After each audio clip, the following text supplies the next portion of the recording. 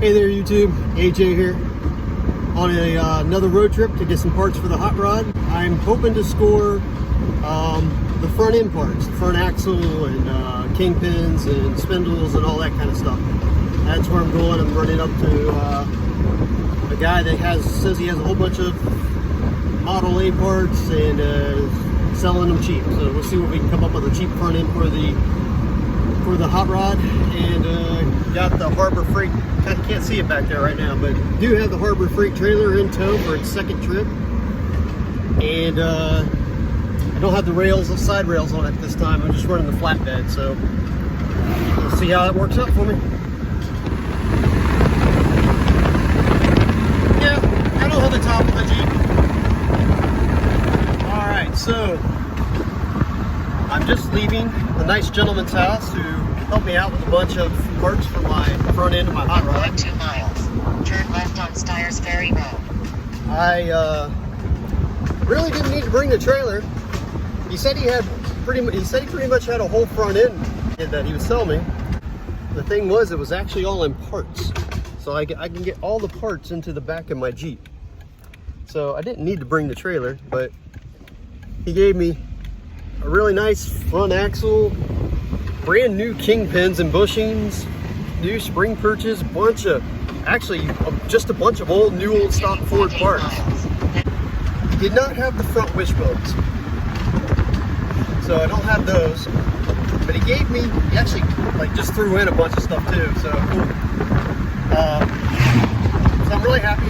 Made a good deal, and we'll get it back to the house and go over it there.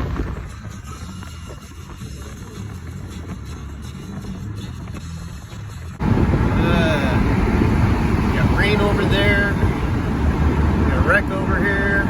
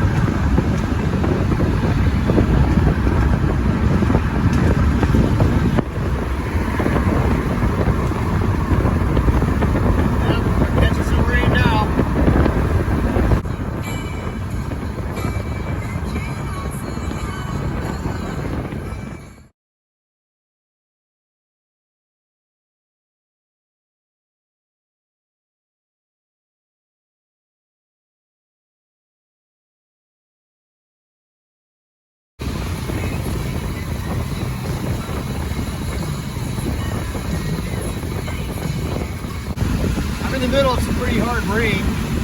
I had to stop filming for a minute because it was getting pretty hairy. There was actually standing water on the road, and man, it was kind of crazy for a minute. But as you can see,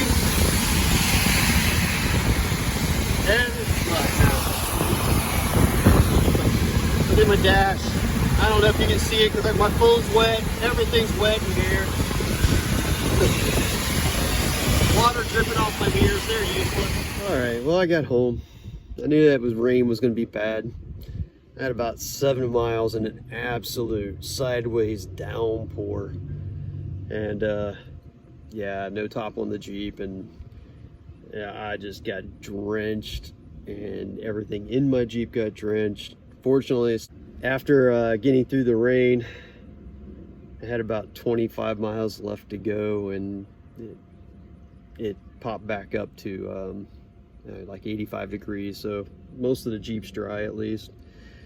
Yeah, I knew it was gonna be bad because like the temperature dropped like really fast from like the mid 80s down to the low 70s, and it got dark, and I was like, oh no, and it came in hard.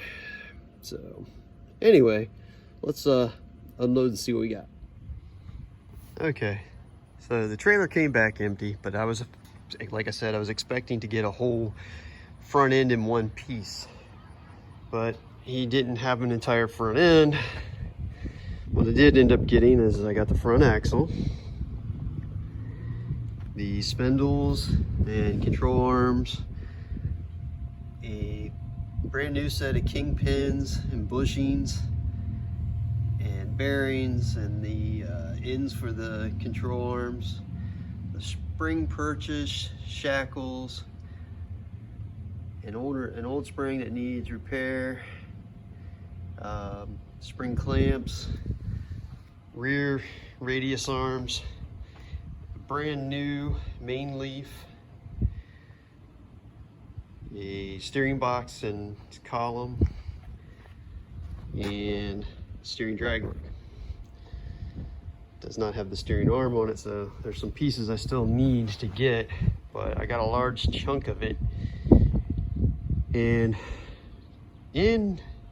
rather than having to break down an old rusty setup, I got it all separated for the most part, which is going to save me time and give me an easier way to store this for right now. So that's the good side of that. The bad side of it is I don't have a cool front end all piece to look at, you know.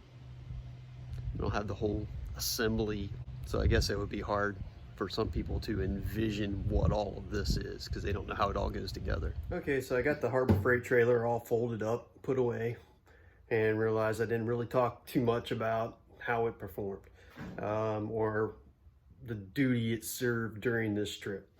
So, like I said, it didn't bear any weight. I didn't have any parts to put on it like I thought I was going to, or, you know, heavier pieces. I ended up just throwing all the little individual parts into the back of my Jeep, not so I wouldn't have to tie them down or anything. As I ran it without the gates, side gates, and on it. So putting stuff in the trailer, it was just easier to not use it.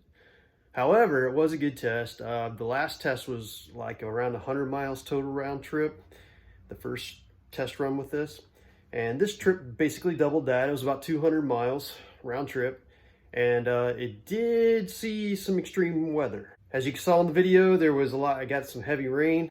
I will say that during that time, the trailer was completely empty and lightweight. And at times there was good 3 or 4 inches of water on the freeway that we were going through. During that entire period, with all that heavy rain and water on the road and everything, the trailer tracked just fine behind the Jeep. Didn't have any issues. Electrical lights and everything still works, so nothing shorted out. The water didn't damage anything there. It stayed perfectly straight behind the Jeep the whole time. There was never a time period where I felt like it was floating side to side, or when I had to brake in the rain, it didn't want to jackknife and try to pass me. Everything worked as it should, as you would want a trailer to perform behind your vehicle. So that part of it, have absolutely no complaints so far. Got another trip coming up in a month or two that will be putting it to the test. It will be fully loaded, if not overloaded, for the trip home, but it will also be a much longer trip. I'm probably going to be around 1,000 miles total. So we'll give you another update on it then. You know, pretty successful parts trip, except for that horrible rainstorm. But what are you gonna do? That happens. That's Jeep life. Till next time. Later.